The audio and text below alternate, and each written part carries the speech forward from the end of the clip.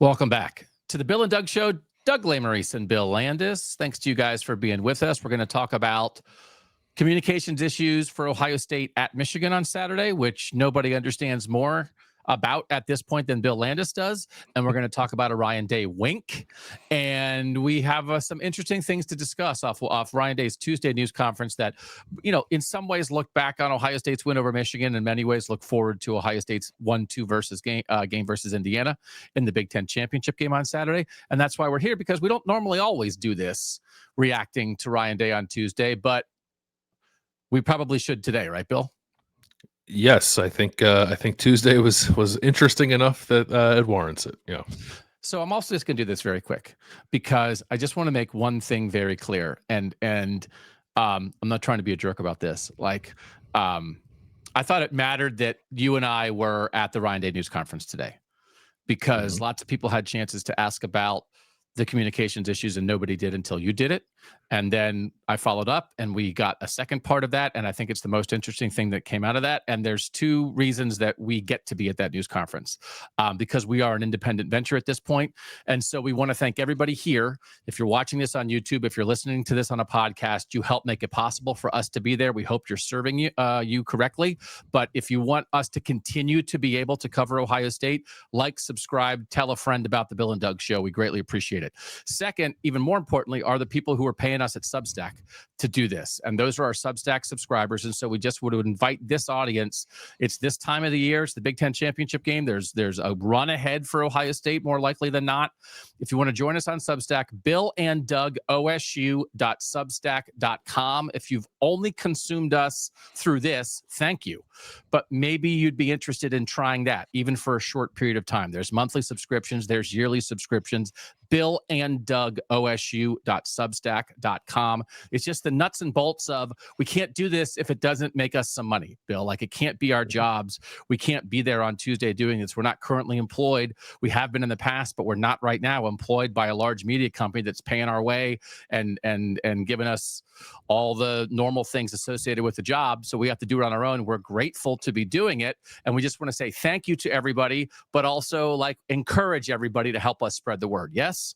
Yeah, very much so. If you are a subscriber, maybe tell people what you like about it. If you're not, give us a shot. The monthly thing's easy, right? Like, you got to shell out a couple dollars, I guess. But if you don't like it, you can cancel after a month, right? And I didn't know, if we're not for you, we're not for you. But Ohio State's getting ready for a playoff push, and we hope you join us for the ride. Yeah. And the other thing is, if you want to go visit our friends at roback.com, you've heard the spiel, RHOBACK.com. Holiday shopping, do it in a couple clicks. Get your friends and family classy Ohio State gear that they'll be proud to wear from roback.com. 20% off with the code BAD20. Bill Landis, you asked Ryan. Sorry. Oh, yeah. The 14-day free trial that we were offering is still active through this Friday on Substack for the Substack people. So if they want to do that, they can do what? If they want to sample these next couple days for free, it's not just go to the Substack. What's the code? It is so it's the URL BillandDougOSU.substack.com/thegame special, because we tied it to the Michigan game, but it is good up until this Friday before the Big Ten championship. And if you sign up by then, you can get a 14-day free trial, which would take you I guess not to the playoff game, but kind of midway through the playoff prep for Ohio State. Okay. All right. So we apologize. We don't normally like to do a bunch of ads and stuff and promote stuff right at the beginning of the show, because we want to get into ball talk. But sometimes, just like the SEC has to be about midness, sometimes we have to be about business. Bill Landis, why did you ask Ryan Day about the communication stuff? Because nobody else had up to that point. It got pretty late in the press conference, and I was going to ask him something else about the offensive line, and then it just kind of got to me, and you had already gone, and I just wasn't sure it was going to get asked. On the broadcast, they said that Ohio State, they noted it. I think it was about 10 minutes in the fourth quarter. Joel Klatt noted, boy, Julian Sains running to the sideline to get the plays. I wonder if his headset's down. And then they said no, and then they said, actually, yeah, his headset was down. That happens from time to time, right? We've seen it happen in football games, but then there's also stuff I saw on social media, mostly on Sunday, a little bit on Monday, of video from the crowd of people on the sideline trying to get that figured out, and it looked like more than just like, oh crap, Julian Saint's like speaker and his helmet's not working. Mm-hmm. And it turned out that Ohio State's communication, coach to coach and player to coach, was like totally wiped out for portions of the second half against Michigan. So there was some of that, again, fan video. I think you saw Quinn Temple, who is Ryan Day's right-hand man, kind of trying to talk with people in Michigan clothing on the sideline. And again, like just the type of conversation you're explaining is sort of like this is a thing and it needs to be addressed in the heat of the moment in a game. That is, it was not like, no big deal, what are you going to do? It was kind of a thing, right? Yeah, they were scrambling. At least it looked like it through that video. It was not something that on Saturday I was paying a bunch of attention to because the game was still happening. I certainly took note of Julian saying, traveling back and forth from the sideline the way that he was. But I didn't know like the extent of actually what was happening really until today when we got to ask Ryan Day about it. It's something that impacted both sides of the ball, obviously. And from what it sounded like maybe like they lost it, they got it back, and then they lost it again. Like it was kind of a little bit of an ongoing thing they were dealing with for a chunk of the second half. Yeah. And you think that does affect the ball, right? Yeah, it throws off your whole chain of communication when you're trying to get plays called into the game. So I think people have seen before. It's like Lincoln Riley, actually. It looks funny. You watch Lincoln Riley during a game and he's calling the plays for USC. He uses a walkie-talkie. And I think at times you see like Jim Knowles uses a walkie-talkie. And that is sort of like the backup to the normal headsets that coaches wear, because the headset, you can talk to the quarterback or whichever player on the defense is the green dot helmet that gets the communication. And for some reason, if that fails, then you have the walkie-talkie to at least communicate to the player. But the walkie-talkie does not account for coach-to-coach communication. So Brian Hartline, for instance, up in the box, who's calling the plays, could have relayed the play to Julian Saint through the headset, but then no one else would have known what the play call was. Oh. No one else on the sideline. So what Ohio State ended up doing was Julian would come to the sideline, and Ryan Day had to call the plays for a little bit, and Ryan Day was giving the play to Julian. And I actually couldn't tell this on offense. I was like trying to watch them all 22 and see what was going on, whether or not the offensive staff was like huddling closer together on the sideline so they could get all the personnel stuff sorted out too. But they were definitely doing that on defense. Like I was watching some clips of the defense from the fourth quarter where it's like Matt Patricia with a walkie-talkie, the signalers next to him because they can hear him and then relay the signals to the field. But then also all of the defensive assistants are like kind of like huddled around him to figure out who's going out onto the field. And usually they're like a little more dispersed than that because Matt Patricia doesn't need to be standing next to Larry Johnson to say like, hey, put Tywone Malone in the game. But in that case, he had to. So like it changes where you're positioned on the sideline, how you communicate everything coach to coach, and obviously how you communicate everything to the players. And you can even tell like when the offense was huddling, they were longer huddles. Because sometimes you'll see Ohio State huddle and it's like they're not super tight and they kind of disperse quickly, or it'll disperse like by position group. They were super tight, and Julian Saint, I think, was speaking longer than he normally does, and then they dispersed as a group. So that was different too. Okay. And I think a thing that a lot of people have been wondering about is if one sideline is having communication issues, what is the protocol about what should happen on the other sideline? And I think there is maybe, well, there's just people out there who just like college football and they just like to watch the game and they don't know anything about the rules, sometimes me included.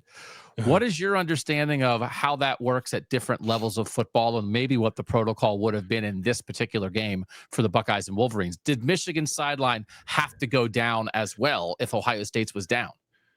It is my understanding that they have to, but I will say that I don't know that 100% for a fact. That's like the follow-up we need to do on this is with the Big Ten to ask them that. In the NFL, that is the case. Okay.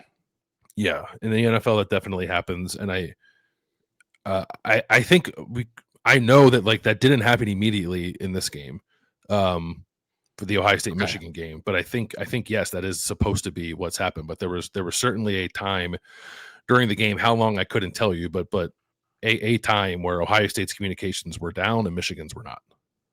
Okay. Okay.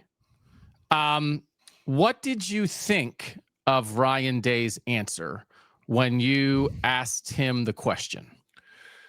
I was a little surprised by the answer. I thought when I asked the question, I was going to get sort of logistics. We did this because of this. And we didn't really get that. He said, like, we had a wristband plan and we had another plan where Julian came to the sideline, but like didn't get into the weeds on that. Most of what he said was, "Oh yeah, we expected that to happen."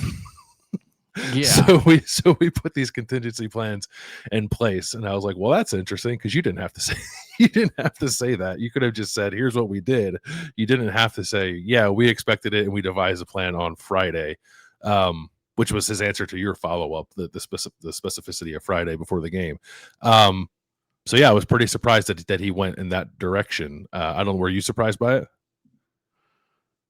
I was surprised by it. Yeah. And because well, do you trust me to try to do this?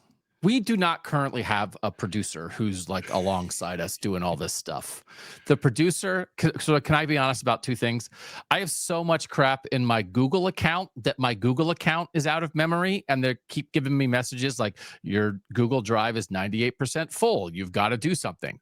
And my computer itself is so full that I can't even really download anything anymore. So I am at a non-functional part of my existence right now. But I think I can share the screen and play. I got it. I'll do it. I'll do it. Give me Chief Content Officer Bill Landis comes to the rescue.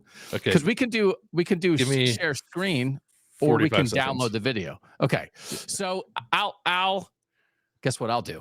I'll just start talking until you're ready. Okay. Here's what I think I was more surprised by. I think I was actually more surprised by the reveal of they planned for it than the idea of Ryan Day told us that they planned for it. Because to me, the idea of we're going on the road, we now know, and if people don't like realize this, part of the deal with the Connor Stallions cheating scandal was that he was stealing signals because there were signals to be stolen because people were holding up boards on the side of the and doing hand signals and things on this on the sideline that you then could look at, and then that's what's signaling in the play. And that was before college football got to the point where the NFL had been for a long time, where the play is being signaled in through communication in the quarterback's helmet or through communication through the player on the defense who was able to do that. So the type of cheating that happened with Connor Stallions specifically, like that can't happen anymore, Bill. Like the game has changed.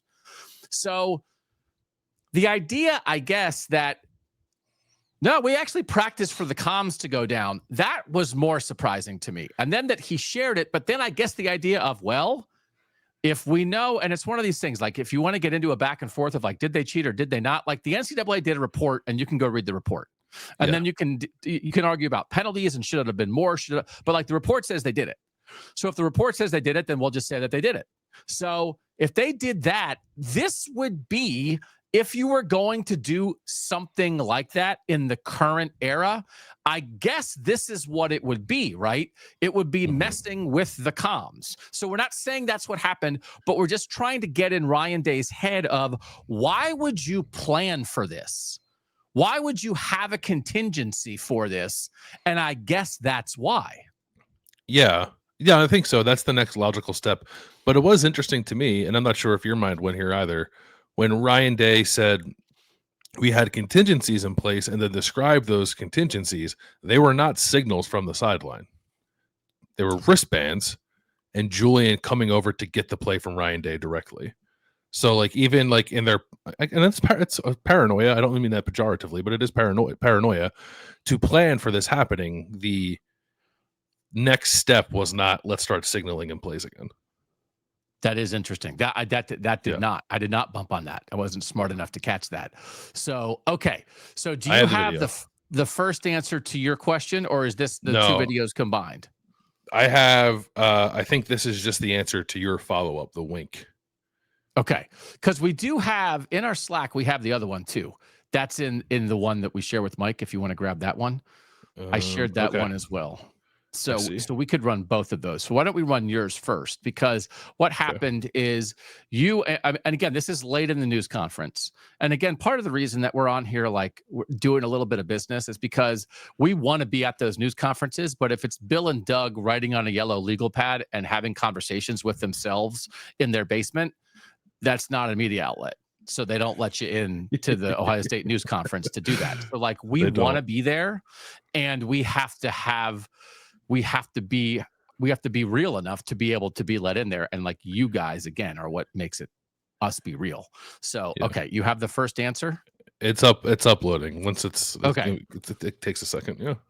So when you asked the question, you thought the answer would be what? Give us the 10-second version of like, Bill asked the question. Hey, I'm Bill Landis. I'm Philly Billy. I'm from Philadelphia. Go Birds. Ryan, how did you deal with the communications issues on Saturday? Now you be Ryan Day. I'm not going to do an impersonation. I thought he would say like, yeah, Brian couldn't talk to us for a while, so I had to call the plays, and that's why you saw Julian walking over to me, and we couldn't talk to each other as coaches either. So it made things a little more difficult on us, but we found a way to get through it. Something like that. Yeah. Which still would be interesting. Sure. But, yeah. But he went past that. And again, as we sort of talked about this, it's possible that this situation, Ohio State might be more prepared on both sides of the ball than most teams to handle this, because Brian Hartline is the offensive play caller up in the box, but the guy on the sideline is the head coach who used to call plays at Ohio State for a long time, and it's still his offense that he designed. So if you can't talk to Brian Hartline, Ryan Day can call plays, and then the defensive coordinator is on the sideline. That in a lot of situations, that's not the case. So they had the real guy on the sideline for defense and the guy who's in charge of the offense anyway. And so they could handle this better than if it was kind of a non-play calling head coach in any capacity and both coordinators in the box. You really could be screwed by something like this happening, right? It's not that the other coaches wouldn't be capable, but it's that they've never really done it before. It's not what they're accustomed to. Whereas Day and Patricia on the sideline in this moment were very accustomed to obviously doing this. Yeah, I think tremendously helpful, I think, to just sort of luck into like the preference of Matt Patricia to be on the field, which like I asked about and I wrote about after the game, because I thought his presence on the field was key in Ohio State, like getting adjustments made to some of the stuff that Michigan was doing running the ball. Never like fathomed it matters he's down on the field too, because by the way, he can't talk to, I think it's Sonny Styles who wears the green dot on defense. But he actually was able to, because he had the walkie-talkie. That's the other thing. Like, so Matt Patricia on the sideline has the walkie-talkie, but up in the booth, they had one. And the way it was explained to me was like quarterbacks coach Billy Fessler was up there, and he could still talk to Julian through the walkie-talkie, but there was no sense in having him give Julian the play, because as I said before, like no one else on the staff like would know what that play call was. So it made sense for Ryan Day to call it a play. But I do think Billy Fessler, because you're not when you have until 15 seconds, like the play ends, the line opens back up, and you have until the play clock gets to 15 seconds, and then the line dies. You don't have to only you can say whatever you want. It's one-way communication, but as a coach, you can say like, hey, they're in this personnel, watch out for this, look for this when we do this, like that kind of thing, without giving the actual play call. So they were still able to get that kind of information to Julian in theory via Billy Fessler or Brian Hartline up in the booth, whichever one of them had the walkie-talkie in that moment. But the play itself had to come from Ryan Day. Yeah. So okay, I have the videos ready. Okay. So do you want to run them back to, you want to run them back to back? Or you want to run the first one and then talk and then do the second one? The latter, because I don't have the full, I don't have them connected. I have them separate. Okay. So this is the first one. This is your question to Ryan Day about dealing with the communications breakdown on the sideline Saturday. Mm-hmm. I have to call police for a moment. Just how did you work through that? Yeah, we lost communication there in the second half. But the good news was that earlier that week, I thought there may be an inkling that may happen, so we had a plan for it. We had a wristband plan, and then we would bring Julian over, and I was just getting us through it until we get the headsets back up and running.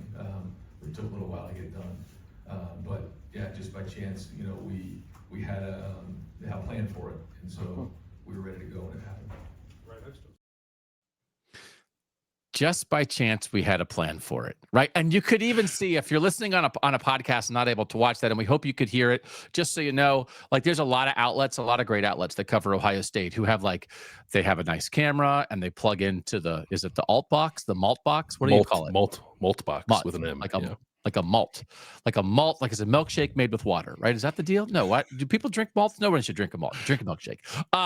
So you plug into the malt box, and so we just don't do that. We sort of choose not to do it. It's just me and you. We don't really have the resources to do it. So that's just me. That's just my cell phone video from my seat. That I don't take video of everything that Ryan Day says. But when I heard that you were asking about the comms, I was like, maybe video this. So apologies if the sound was a little light and the video was not all the way there. He has a little bit of a smirk on his face the moment he started answering your question. He does, yeah. And that's sort of when you knew, like, I felt like he even had it as I was asking the question. It's like, and like you see that come across his face. You're like, okay, he's going to say something a little different than what I was expecting here. Still not entirely sure where exactly it was going to go, but in that answer, like, it kind of got lost a little bit. He said, like, I asked, did you have to call it? And he didn't like say explicitly yes, but he said, like, I was getting us through that, which is like his way of saying, like, I had to call the plays in those moments. Okay. Yeah, but no, definitely had a smirk on his face as he was going through it. Yeah. Okay. So when he finishes that answer, are you satisfied with the full answer? No. My hope was kind of that it wouldn't get followed up on necessarily. I'm glad that it was, because we got the wink. But once he said that, my response was like, okay, I'm gonna try to go ask more about this after the fact. Okay. But no, but because it wasn't followed up on immediately until you, I think, rightfully kind of read the room and interjected and asked the follow up. Okay. So it was like, I should have, because it's a great balance, right? It's like sometimes you want to get stuff out to the world. It's like, this needs to be on the public record. And then sometimes it's like, I'm going to go a little bit extra on the side because I've been around and I can go talk to the guy. Inkling, he used the word inkling. And it was just like, what does inkling mean? Would he have an inkling against Illinois? Would you have an inkling against OU? Do you have an inkling about Kurt Signetti in Indiana on Saturday? Or is an inkling Michigan specific?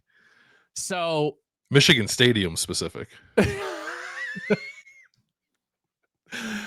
So then, yes, the follow-up where I did not raise my hand, I just shouted to get the inkling question. And here's that. Sorry to interrupt. Inkling? Why did you have that inkling? Oh, we're just ready for everything. Yeah, he's going to be ready for anything. And, you know, when you go into any big game, you're always trying to put contingency plans in place for anything that could possibly happen. And so, I was in here on Friday, and I think some of the guys in the staff were looking at me sideways like, why would you think that would happen? I said, I don't know. We're just going to be ready for anything. It's funny how your mind works. My God. So if you're listening on a podcast and you have not seen it, who cares what he said? He ended it with a wink. Yeah. I love that. It's funny how your mind works. Yeah. It's funny how he were compelled by some higher power. He was compelled by some higher power to determine that he had to do that, right? So we have spent a lot of time talking both here on our YouTube and podcast shows and on our Substack shows, just for our Substack subscribers, which, by the way, you get 2 extra shows a week if you're a Substack subscriber. Bill and Doug OSU.substack.com. And this week you actually got 3 extra shows because we take questions and comments from the Substack subscribers. We do a thing we call Sunday Sound Off on Sunday morning. We did 2 hours of that on Sunday. We had so many questions that we couldn't get them all in. And so then we did another round on Monday for another 90 minutes. So we did 3 hours and 3.5 hours of reaction on Substack to this. And we talked a lot about that. We thought one of the defining things for Ohio State coming out of this win over Michigan was Ryan Day saying, both on the field right after the game and then in his post-game news conference, that they were going to win with humility. And we thought, do you believe that's a defining piece of this Ohio State Michigan game and the 121st edition of the rivalry? I think it's the defining piece. Yeah. Okay. So now I think we might have the defining piece is win with humility, and number 2 is the wink. Yes. Yeah. And I do wonder, like, I think, I wonder if one sort of like informs the other, right? Like this thing happens during the game. You're planned for it, but also like you probably can't help but sort of like roll your eyes that it's happening. Whether it's intentional or not, right? Like, of course this is happening kind of thing. And if Right. you're like a competitor on the field, I think anybody's mind would immediately go to like, well, this is happening. They're doing this to us. Like they're trying to get us off our game kind of thing. And I think probably in Ryan Day's mind, that just contributes to the sort of like underhanded nature with which like Michigan has kind of handled itself over the last 4 years. And I think probably reinforced the win with humility thing at the end. Yeah. Which is so like, the win with humility is like sort of high road. And then the wink is like, but we also know what's up. Because like, you don't want to be naive. It's, Sure. it's the high road. It's not the yellow brick road. It's not like la la la la. I'm in lollipop land. Like, hey, we know what's up, but we're not going to really engage. And so I do. And listen, there's a lot of this stuff that, like, again, as you had sort of talked about in the past, it's like, didn't you say last week that Woody and Bo thought they were all spying on each other, like That all was the time anyway? a question was asked of Ryan Day last week about spies in the building and Woody and Bo being constantly paranoid of one another going into the game. Yeah. Yeah. So do you think this is the wink, like more in line? So this is one of those things, because there's sort of like literally like the wink, wink, nudge, nudge of a rivalry, that all this stuff is what makes rivalries great. It's what separates college football Sure. from the NFL. It's all this stuff. It's stealing the mascot, right? It's like that. Like there's a version of this kind of thing that is part of the pageantry and passion of college football. So is the wink more that, or when there is an actual cheating scandal and there's a report and that is fresh and new and many people justifiably think it had an absolute effect on the outcome of games, is the wink in that category, or is it somewhere in between? Because there's like a version of cheating that's sort of like, haha, isn't college football great? Like everybody's out looking for an edge. And then there's a form of cheating that's like, there's a report on it and people got show causes. And like, this is serious business and it went above and beyond. Where's the wink fit in there? It's a good question. I don't know. Cause I think if this like communications thing had happened in a vacuum and not in the same rivalry as the Connor Stallion stuff, I do think it maybe could be laughed off a little bit as like, boy, isn't the rivalry wacky kind of thing, right? Up there with like what was the game where the Ohio State's players all got diarrhea on the train or something like that? Like, Yeah. dirty water game, like stuff like that. But because of everything that preceded it, it just sort of gets lumped in with the characterization of Michigan that it earned because there, like you said, there's reporting on it. It's not merely a theory about what happened. So I don't know that you wink about the Stallion stuff. That feels like a step or 5 beyond, I think, winking and saying, boy, isn't the rivalry crazy kind of thing.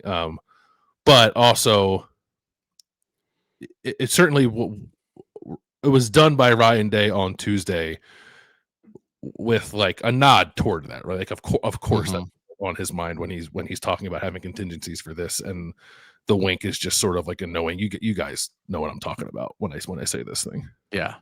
And it's hard because already, like, this is up on social media, of course, we put it up, and there's some Michigan fans that I've seen on Twitter, like, responding to it, and they're mad about it. And listen, we understand, like, you support your team and the other side supports their team, and that's part of it. We understand that. Like, nobody has a clear head about this when you're knee deep in the rivalry. But it is one of those things. I do think it's if you're mad about the wink, like, so here are the facts as we understand them.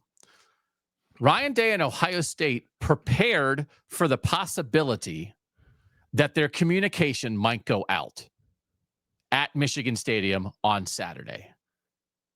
And their communication went out. Now, Nobody has definitive proof. Nobody could say beyond a shadow of a doubt that it was purposeful. I'm certainly not saying that. You are not saying that. But it's when you prepare for something to happen and then it happens, it is quite a coincidence, because I think we could ask Ryan Day, in your history of being a head coach, and it's only been a couple years of this. Is this the second year of this sideline communication like this? Yeah. Mm-hmm. Have you ever had this happen before? And we could maybe ask the Big Ten, and I want to talk about the reporting on this a little bit. Like, are you aware of how many times this has happened to a Big Ten team in the last 2 years, right? Mm-hmm. And so that still doesn't mean it was purposeful. But also at the moment, are we clear on? So anyway, that's enough to create the wink. We prepared for it, and it happened. Maybe the guy who bumped in the JT Barrett with his camera also bumped into the plug that was connecting all the headsets together. There's just sometimes there's plug bumping going on. Sometimes you can't control your plug bumping. It just happens. Do we have confirmation or an understanding of whether or not Michigan lost communication or not? No. As far as I know, they did not lose it. I think eventually it got to the point where maybe theirs was taken down so that they were on level footing with Ohio State, but I also don't even know that for a fact. That's some of the stuff we need to iron out with the Big Ten, I think. And so, like, in terms of trying to advance this story, and we certainly will do our best to contribute to this, I would imagine there are people, well-resourced people at large media companies who also might pursue this, but we will do our best to pursue this. I think it's worth asking the Big Ten clarification on what are the rules regarding this if it happens to one team. What should immediately happen to the other side, and how is that done to ensure fairness? And whose responsibility is that? Is that a line of questioning that's worth asking the Big Ten about? Yeah, definitely. Yeah, I think that, and I think a couple of things. Right? Is there any? I think what you said, right? How often does it happen? Is there any documentation of that? And then I think it's like, and it's just because of where it was, like, is there anything about Michigan Stadium where, like, does it happen more, or doesn't, like, is that the only time it's happened? I think that's important to figure out too. Right. And then I think you could ask, and I don't think they would tell us, like, will the Big Ten look into this in any way to see if it was, like, why did it happen? And not even to say, was it nefarious? It's just like, well, why did it happen? Let's make sure it doesn't happen again. Let's help our conference members figure out the details of if something went wrong. We don't want this to happen. Let's make sure it never happens again. What can we do to help as the conference office? Will that be done? Are you trying to problem solve this? And then the side of it is of, could you try to find out whether it was purposeful or not? That, to me, unless the only way that you would find out that I think that it's purposeful if you found somebody on the Michigan side who had proof of it, who wanted to make it public. So, and now we're not saying that it was purposeful, but that side of it, to definitively find that out and investigate that, I don't know where to start there, Bill. I don't know that you and I are going to be driving up to Ann Arbor on Wednesday and shoving microphones in people's questions in the parking lot to be like, who cut the communications and who knew about it? But maybe we should. Yeah, and maybe you'd feel a little bit of a sense of urgency to do that had the offended team, like, lost, but they didn't. So yeah. So I don't know that we'll be going up there, but we'll try to figure out what we can. But this goes in the lore. This absolutely goes in the lore. Yeah. Even the fact of the matter, Ohio State, oh man, remember then in 25 when Ohio State went up there and their communications got lost in the second half? Yeah, man, that was crazy. Do you think it was on purpose? I don't know, man. Remember when Ryan Day was talking about it and he did that wink? Oh yeah, right. Yeah. That's some version of that, right? Part of me wonders. I wonder if we could, because it was funny to me. Like clearly their communications were down. Like, it was evident. And then Joel Klatt sort of, like, wonders out loud about it. And then they're like, oh, we're getting reporting from Jenny Taft that that's actually not the case. What sideline was Jenny on when she got that information? And then when they corrected the record, what sideline was she on then? Right. Who did she ask? She's one person. She's one person, right? She has to roam the entire field. It's just covering the game. It's hard. But if you check with somebody on the Michigan sideline, it's like, hey, Ohio State's comms down. I'm like, what? I don't know what you're talking about. And then you go to the other side, like, hey, are your comms down? Yeah, they're down. So okay. I don't know. I wouldn't mind asking about that if I could. That's a really good question. A subpoena for the All-American girl.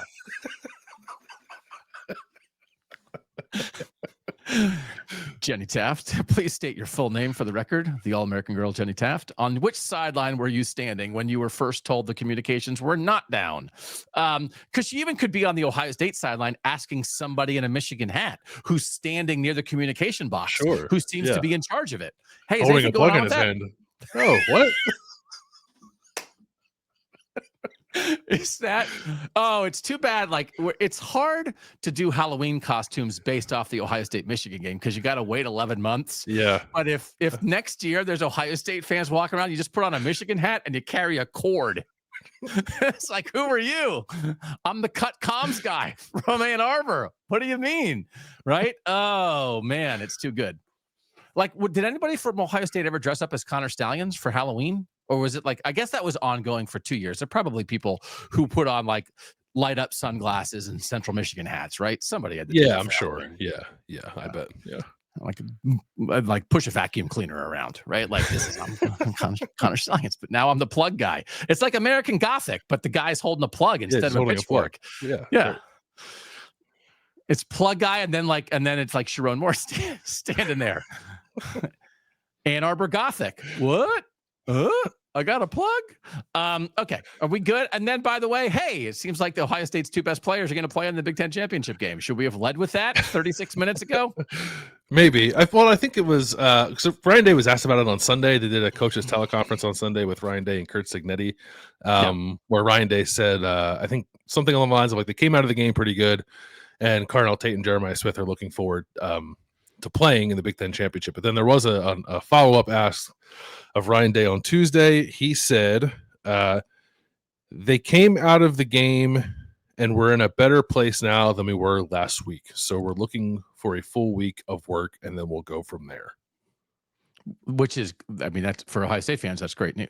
And that's actually a pretty good little like, okay, well, that's how serious maybe it was a week ago and playing in the game and playing a great number of snaps. It didn't make it worse. So that's good news. And I will say, I didn't think Jeremiah was limping after the game. Oh, okay. Yeah. I mean, it's just one of those again. And we've had a couple people like who would be like, the limps were fake. And it's like, I don't know what to tell you. Like, again, when he stood up after the UCLA game, like there were no cameras on him initially. And I wasn't the only reporter following him, but there weren't 50 of us. So if he was like fake limping for my cell phone. Oh, sorry. That's not what I was implying. I wasn't implying that he was fake limping prior to that. No. I know you're not implying it, but it's like, so that was like a real limp then. So I'm saying like some people thought, oh, he was fake limping then. It's like, well, no, it wasn't like there was a camera in his face the whole time. Like when he could barely get up off the bench and was initially super stiff, that couldn't be for show because there's no one to show it to except your intrepid reporter. So, That's but right. now to see that, like, so I think that was a legitimate limp after UCLA. The last time he played in a game, at the end of that game, he was really limping. Mm-hmm. Now he played against Michigan, and to what you saw, you say he looked better after the Michigan game than he did after the UCLA game. Yeah. So that's important information. Mm-hmm. So, because the thing with Carnell is like Carnell just didn't play for 3 weeks. But Jeremiah had played, and then when he played, it seemed that something was worse from playing. He wasn't really limping before that game, and then he was limping a lot after. So maybe he was just stiff. Maybe it was just cold, whatever. But that's good news that you didn't see a limp after Michigan, like is very relevant information. Yeah, and actually, like the way that Ryan Day told it after the game, it really did sound like, I think our assumption all along was that Jeremiah was going to play and Carnell was the one that was a little more up in the air. It sounded like as they went through the week that Jeremiah might have been the one that was a little more up in the air, just based off what they were able to do during the week. And then I think you'd probably say, like, watching the game, Jeremiah had a huge touchdown catch. He had 3 catches. Like Carnell sort of looked like his normal explosive self. And I thought Jeremiah looked maybe like a step like off of that than he normally does. Okay. All right, so we have a lot coming this week. We're going to have a big game breakdown here on this YouTube and podcast feed. Ohio State, Indiana, both sides of the ball. That will include our game pick. Will come out on Thursday. We'll have our playoff reactions here on Tuesday night. The latest college football playoff rankings, the second to last ones, before they reveal the actual bracket on Sunday, the day after the conference championship game. So Bill, you and I will react to that on Tuesday night. Wednesday, we will have our Substack show where we're going to be talking with our Substack subscribers about what they think of Indiana, what they think of the Big Ten championship game, how much do they care about it, how much are they looking forward to it. If you want to be able to listen or to watch that, you can do so at billanddougosu.substack.com. You will have an interview Thursday morning also here on this feed that should interest people. Yeah, Taylor Lehman, who covers Indiana for Bite Size Bison on Substack, he will join me. We'll talk a little bit about the Hoosiers. You and I are going to break it down, but it's always nice to have an expert's view on things too. He is an expert on Indiana, really good with like the advanced statistical analysis of college football too. So should be a good conversation. And then Friday, national picks. So a lot of stuff coming here, a lot of stuff that we'll be writing on the Substack. And just, again, grateful that you guys let us hang out with you and talk ball, talk Buckeyes. Good job, Bill Landis, getting to the bottom of it.